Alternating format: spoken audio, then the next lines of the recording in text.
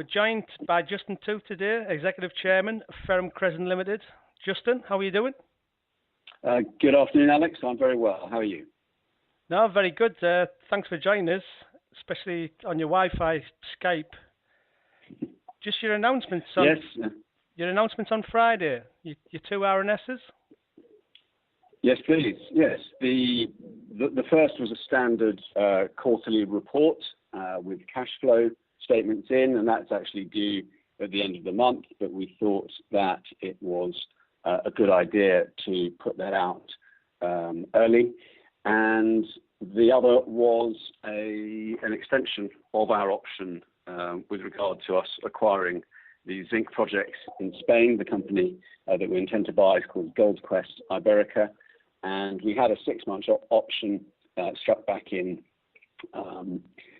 February, and we just wanted to give ourselves a little bit more room to complete the terms to our entire satisfaction. And we got a nil cost extension from the seller in that regard. But I would stress that even though it's frustrating not to be able to conclude things, that this sort of thing, particularly, I have to say, when dealing with complex multinational deals, and Spain is one of those places which is famous for having these kind of delays in closure, just from a legal viewpoint. And as it happens, we were backing against a calendar in Spain whereby all of their companies were due for an audit by the end of this month. So we got a few processes have just overrun our original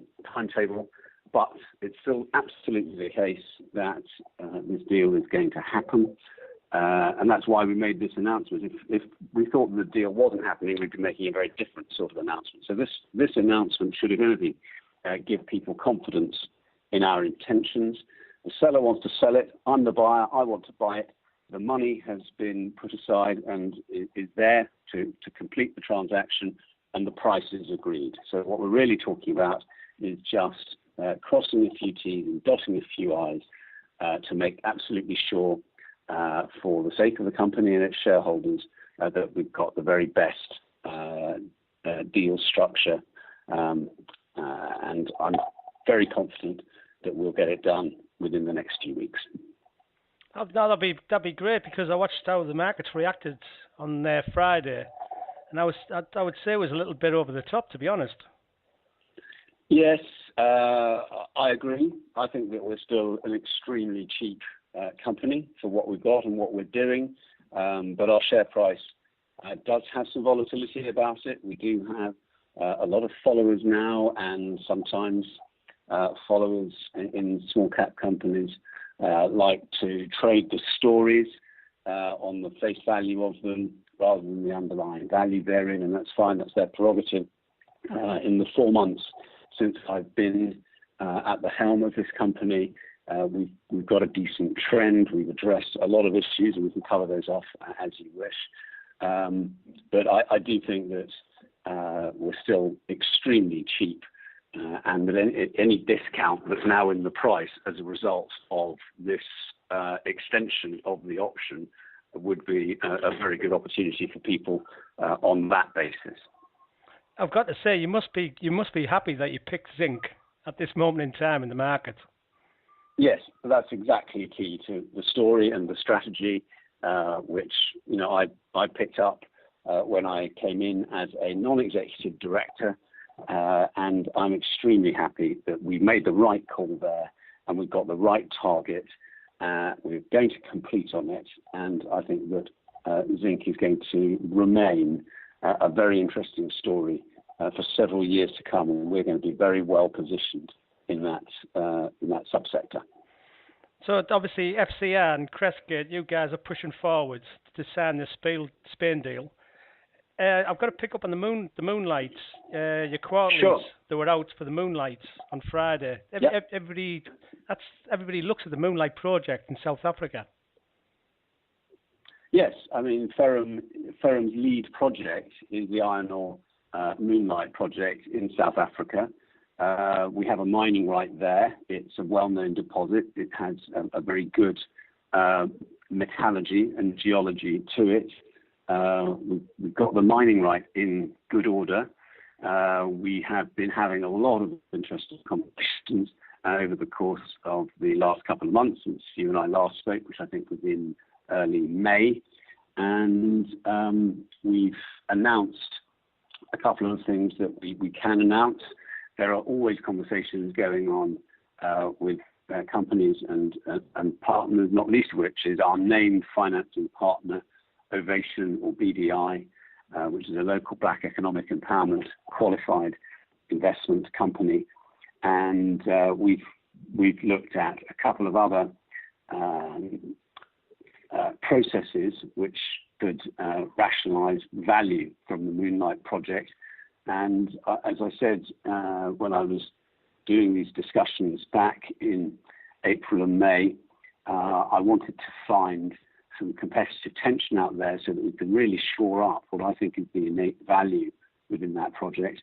And I can tell you, Alex, that we have found success in that strategy, and we are now having conversations with multiple parties. And I'm very confident that the Moonlight is a beautiful project. Iron Ore's having another tick up at the moment, and that shareholders should realise that what we've got there is worth a good deal to the company, and it's not really in our share price. Yeah, definitely today. By the way, it's just great to catch up with you because there's so much noise goes about, and me and you, we've talked on and off quite a bit, and I don't see any changes. There's no changes. Like you say, there's a 1 month extension on the Spain option, and the deal's going ahead. So I just don't understand the market, to say the least. Okay, well, let me put it like this. The way the option is structured, I can exercise that option and buy that company when I want, or when, obviously with my board's approval. But the power lies entirely with us in that regard. It's up to me if I'd wanted to exercise that option on Friday or the previous Friday, or frankly 4 months ago. I could have done that. What we're actually doing is a process to make sure that the actual sale and purchase agreement has got all of the right clauses, etc., and also that some of the history around that company and around the relationships to do with previous owners like Lundin Mining Corporation, etc., is sorted out absolutely and to the company's satisfaction, so that when we take over, we have a clear run at it, and we can all the more swiftly elevate and kind of illuminate the value that we see particularly on the principal Taral asset. Yeah, I pick up what you're saying, because basically you're saying you're getting the correct and the best terms in place in the final purchase. So it's for you guys. So it's all positive stuff.